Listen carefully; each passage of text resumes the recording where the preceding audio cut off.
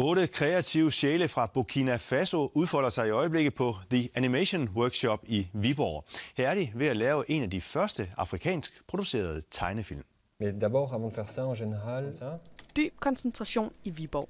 Et afrikansk team er ved at lægge grundstenen til et tegnefilmsprojekt i Burkina Faso. Really excited.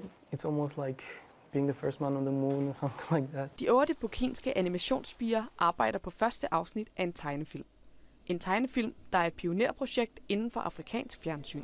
the purpose of all the project is that they can develop their own culture on TV screens. Afrogames er navnet på tegnefilmen, der handler om en gruppe afrikanske børn, som deltager i gadeleje på konkurrenceplan. Rajouter des personnages. The Animation Workshop i Viborg er værter for tegnefilmens skabere. Vi vil gerne ud og lære folk i verden at lave deres egen historie som animation.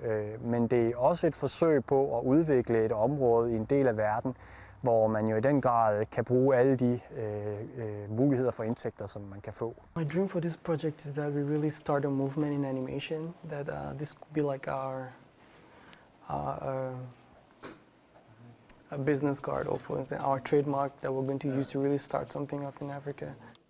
I øjeblikket er der ingen tegnefilmsindustri i Burkina Faso, og heller ikke nogen tegnefilm, der afspejler deres kultur. All the children there always see our animations, and we never get to see any animation from Africa or from South America.